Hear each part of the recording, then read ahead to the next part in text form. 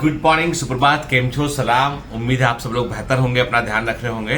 मुझे मालूम है आप सब लोग मुझसे नाराज हैं कि सर कल आपने बताया भी कुछ नहीं और आप आए भी नहीं कल, है ना। हम वेट करते रहे आपका, पर आप नहीं आए। ठीक है, दरअसल क्या हुआ कि अब सच बोलूं तो मेरे घर में जो है वो कुछ गेस्ट आए हुए हैं। ठीक है, तो मतलब वो गेस्ट जो है उनका आने का आगमन का जो फ्लाइट था वो डिले हुआ, तो उसके चलते जो है हम लोगों को थोड़ा रात तक जगना पड़ा, है ना। और मतलब मिडनाइट तक जगना पड़ा। उसके बाद मैं जब सोए तो सुबह अलार्म ही नहीं बजा मेरा। ठीक है, और जब मैं सोकर उठा तो तब तक तकरीबन जो है वो 7 बज चुका था।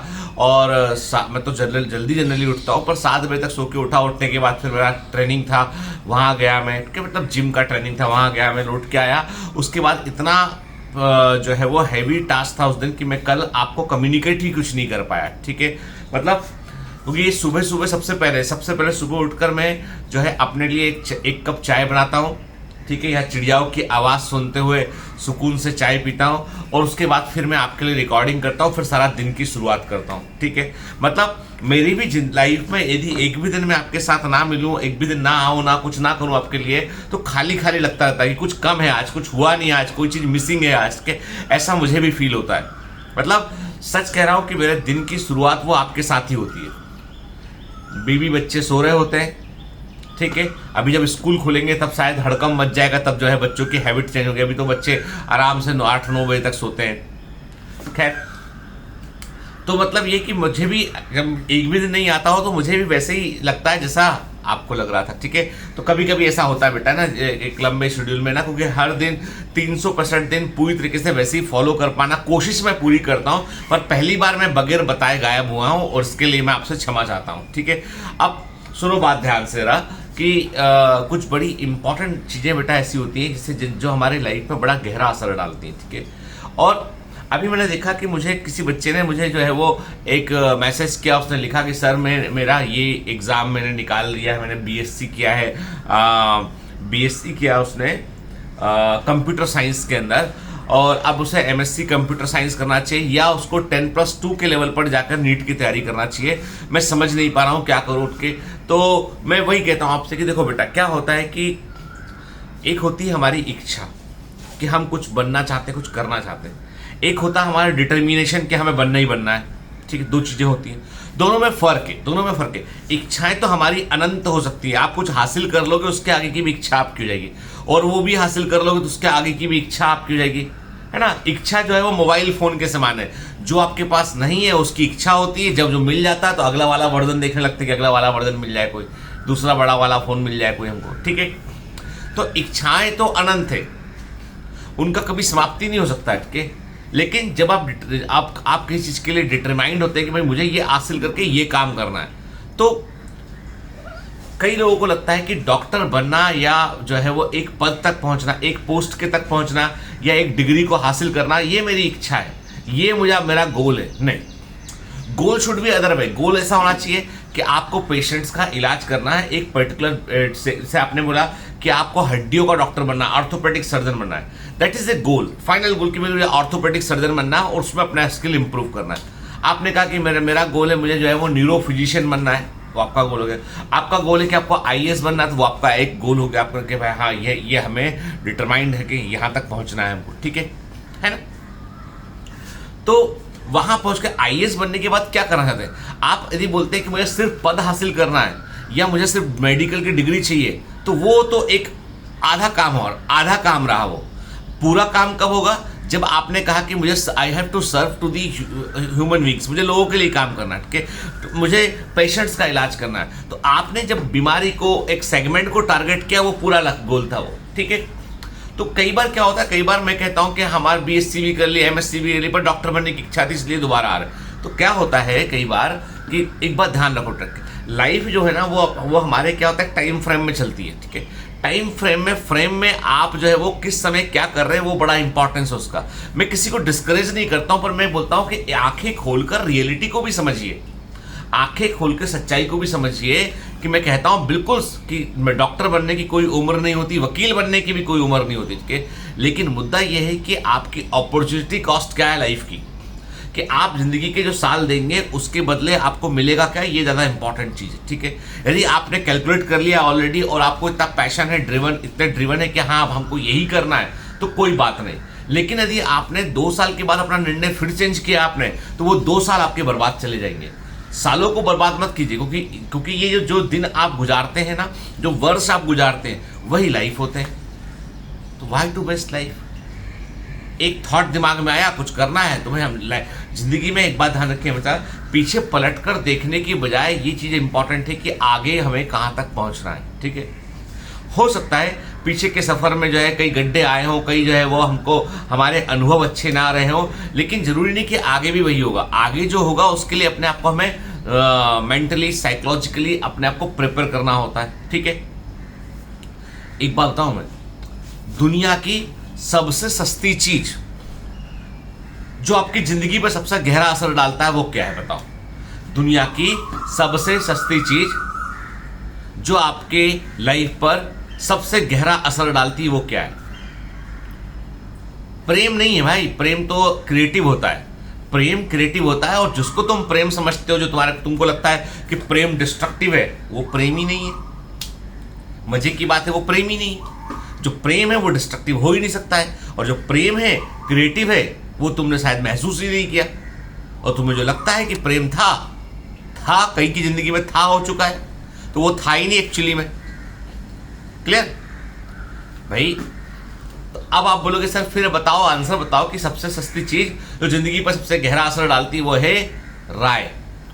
ऐश्वर्या राय नहीं, रॉय नहीं बोला, राय। ठीक है, सलाह, एडवाइस मुफ्त की मिलती है। अब किससे तुमने ली राय, इस पर फर्क पड़ता है भाई। यदि तुमने जो है, अब आपकी लाइफ में कितने लोग, यदि गिनेंगे आप जिनसे आप एडवाइस लेते हैं ना, उनमें यदि आप लोग गिनेंगे तो आपको मिलेंगे 50 लोग, अपने आसपास सब गिन लेंगे, मिलेंगे। उसमें से यदि आप उनकी जिंदगी की सफलता असफलता को देखेंगे तो आप पाएंगे कि वो अपनी असफलताओं के चलते उन्होंने एक विचारधारा बनाई है। सुनना मेरी बात बड़े ध्यान से, उससे आपको एक बात समझ में आएगी कि हमें किससे ओपिनियन लेना चाहिए, किसकी राय हमें एक्सेप्ट करना चाहिए। जब आप अपने आसपास पलटकर देखेंगे तो आपको अपनी लाइफ में 50 लोग मिलेंगे। मैंने मैक्सिमम काउंट किया, 50 तो बहुत बड़ा काउंट है। आप सच में देखोगे तो 10 लोग से ऊपर नहीं मिलेंगे आपको। उनकी जिंदगी में झांक कर देखोगे तो पाओगे आप कि उन्होंने अपनी असफलताओं से के चलते एक विचारधारा को बनाया।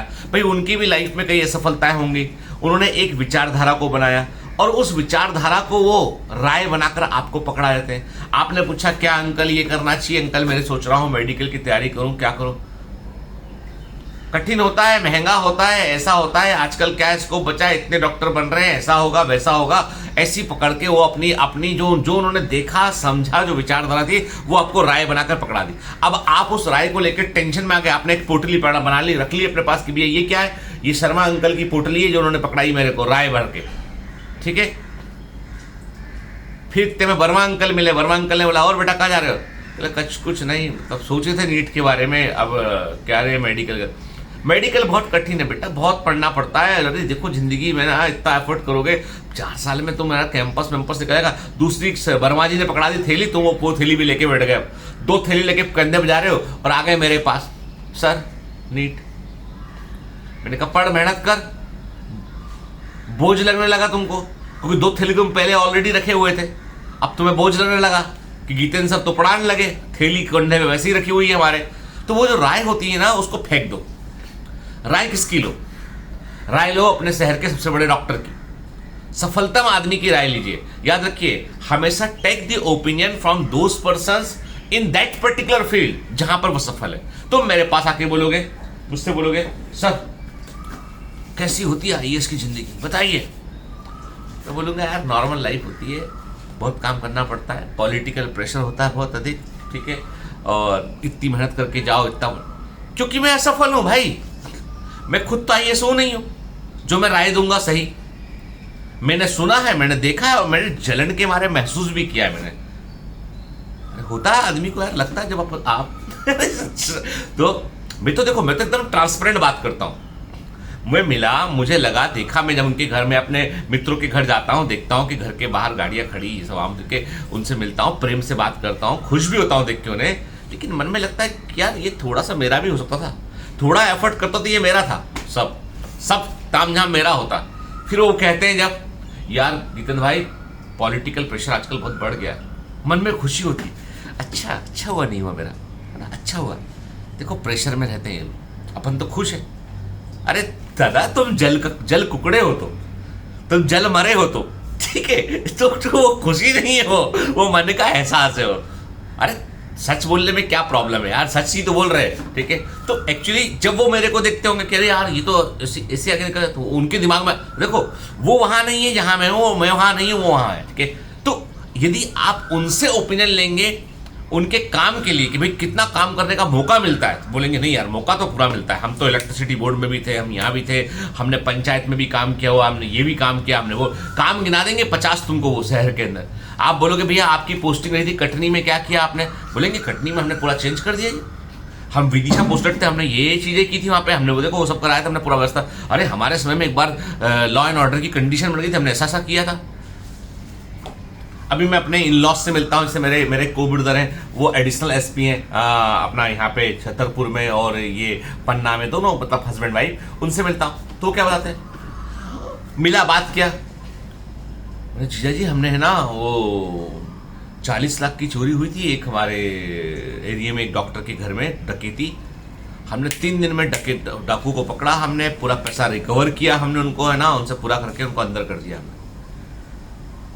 अब ये उनका अचीवमेंट है भाई, वो आपको बताए कि देखो हमने ये ऐसे किया, हमने ऐसे डाकू पकड़ लिए, हमने जो एरिया में सुनसान घर था कहीं लूट लिए थे वो पकड़ लिए फट से हमने, तो ये उनका अचीवमेंट था। अब आप उनसे, मतलब मैंने कहा ना आपसे, आप सफल आदमी से सलाह लेंगे तो वो आपको एक अलग डायमेंशन में और बड़ी सलाह देगा, वो आपको बड़ा पिक्चर दिखाएगा। अब आप लोगों से पूछोगे सड़क चलते आपने पूछा, अंकल जी रुकिए, बेटा बेटा गुटका थूक के बोला पुलिस कैसी नौकरी है, बिल्कुल ही वो खराब, मत जाना, बहुत सदा खाते हैं, ठीक नहीं है, दोस्ती ना दुश्मनी, पुलिस से दूर रहो। अंकल जी ज्ञान पकड़ा के चलते चलते, अंकल जी को पता ही नहीं कि पुलिस ना हो तो लॉ एंड ऑर्डर का क्या होगा। अंकल जी का लेना है एक ना देना दो, ऊपर राय रख के बैठे बड़ी वाली, उठा के चिपका दी तुमको, जैसे तुम पे स्टाम्प लगा दिया राय का है, और तुम लोग अरे पुलिस तो ऐसी होती है, ये ऐसा होता है, तुमने राय ले ली खट से। तो क्या होता है कि लाइफ में कई बार ना आप किससे पूछ रहे हैं वो इंपॉर्टेंट। मैं कहता हूं मत पूछो ऐसे लोगों से, अच्छी किताबें पढ़ो, अच्छा नॉलेज निकालो, गूगल मत करो। गूगल में प्रॉब्लम क्या है, गूगल में भी राय डली हुई है, गूगल के अंदर भी ओपिनियंस डले हुए लोगों के, वेबसाइट बना के, किसी ने ब्लॉग डाल रखा है, किसी ने कुछ डाल रखा है, किसी ने कुछ डाल रखा है, तो गूगल भी तो आप ओपिनियन ही पकड़ा रहा है आपको। गूगल भी मैंने अपने यहाँ पे लगा रखा है कि यदि आपने गूगल की आपकी बीमारी तो मुझसे इलाज ना कराएं, आप गूगल के सीईओ के पास जाएं, आप गूगल की टीम से संपर्क करें आगे की ट्रीटमेंट के लिए। हम गूगल पर इलाज नहीं करते। Google is a collection of website बेटा, कुछ थोड़ी ना, गूगल सर्च इंजन है वो। तुमने सर्च इंजन को अपने बोल लिया कि अब देवता है सर्च इंजन, तो जो बोल दिया वही सही है, नहीं, जो डला है वेबसाइट है वो मानता है। तो कहने का मतलब है कि एक्सपर्ट आदमी से ओपिनियन लीजिए। आप मुझसे नीट के बारे में पूछेंगे, आपसे मुझसे जो है वो उस प्रोफेशन के मेडिकल के बारे में पूछेंगे, एक इंटरनेशनल लेवल पे कैसे डॉक्टर काम करते हैं वो पूछेंगे, मैं बता पाऊंगा क्योंकि मेरा अनुभव है उसका। मैं आपको वो चीज़ें भी बताऊंगा जो चीज़ें मैंने कहा कि हाँ भाई थोड़ी सी ऐसी होती है जिनको हमें ध्यान रख के आगे बढ़ना होता है। मैं सारे प्रिकॉशन के मेडिकल प्रैक्टिस सेट करते हुए क्या ध्यान रखना है, कैसे करना है, आपको मरीज को कैसे टैकल करना है, वो सब चीज़ें भी बताऊंगा आपको। लेकिन यदि आप मुझसे किसी और प्रोफेशन के बारे में पूछेंगे, आप पूछेंगे पॉलिटिशियन कैसे होते हैं, मैं बोलूँगा बदमाश होते हैं, ऐसे होते हैं, ये करते हैं, वो करते हैं। लेकिन यदि पॉलिटिशियन के शूज़ में जाकर देखें हम, तो हमें लगेगा कि यार उनको तो पब्लिक लाइफ होती है, उनको पास तो हर चीज़ उनकी बात ट्रांसपेरेंट है, उनकी अपनी ज़िंदगी कुछ निजी है ही नहीं है, उनको तो बहुत परेशानी होती है। कई बार जरा सा कुछ किया तो मतलब हल्ला मच जाता बड़ा। तो सबके अपने अपने फील्ड है, ठीक है। मैं आपसे कहता हूँ तुमने जो सोच लिया है आगे बढ़ने के बारे में, उसके बारे में सही आदमी से सलाह लीजिए। मैं देखता हूं, मैं कोई मोटिवेटिंग पोस्ट भी डालता हूं यूट्यूब पर या इंस्टाग्राम पर या कहीं पर भी, कोई अच्छी न्यूज़ डालता हूं, अपने ही बच्चे जो सिलेक्ट हो उनके फोटो डालता हूं, तो 2-5 लोग ऐसे आते हैं जो नेगेटिव होते हैं, और वहां के ये भी इस वीडियो में भी आ जाएंगे, कहीं ना कहीं आएंगे, झूठ बोलता है, फर्जी है, कुछ नहीं है, ये अच्छा है, बायोमेंटर अच्छा नहीं है, ये बुरा है, लिख जाएंगे अपना। कुछ नहीं, या तो वो स्पामर होंगे, पेड स्पामर होंगे, या वही जल कुकड़े जल मुर्गा वाली फीलिंग होती है, जो कि मतलब अपने को हर वो चीज़ से दुश्मनी होती है अपने को जो अच्छी चल रही होती है। ठीक है, पता नहीं क्यों होती है, अपन को मौका मिला शायद अपन वहां पहुंच भी ना पाए, लेकिन अपने को होती है बस। ठीक है, तो कई लोग ऐसे होते हैं, तो उनकी सुनना ही नहीं, उनको जिंदगी में उनको ब्लॉक कर डालो। हम लोग ऐसे हेटर्स को ब्लॉक ही कर देते हैं, हम बात ही नहीं करते, कम्युनिकेट आंसर, हमें कोई फर्क नहीं पड़ता कि भाई किस यूट्यूब का एंगेजमेंट बढ़ता है, नेगेटिव सब लोग तमाम, जरूरत ही नहीं। लाइफ में एक बटन लगा दीजिए ब्लॉक का, Verma uncle block, Sharma uncle block, negative बोलने वाले अंकल ब्लॉक, भुआ जी जो सुना गई 4 बातें पार्शली ब्लॉक, आएंगी नमस्ते, पेड़ छू लेंगे, कैसी हैं आप, बढ़िया है। और बेटा तेरी कैसे चल रहा है डॉक्टर बनने का, बनेगा कि खेलते ही रहेगा ऐसे। भुआ जी आपका आशीर्वाद है, आपके आशीर्वाद में उतना दम नहीं है कि मैं एक बार में निकल जाता, थोड़ा अच्छे से आशीर्वाद दो। अब भुआ टेंशन में कि आशीर्वाद में कुछ कमी लगी थी क्या, तो टेंशन दे के आगे निकल जाओ, खुद मत लो, खुद पढ़ने पर फोकस करो। चलो ठीक है ना, आज इतना ही, मिलते हैं कल, बात करेंगे आगे, बाय बाय।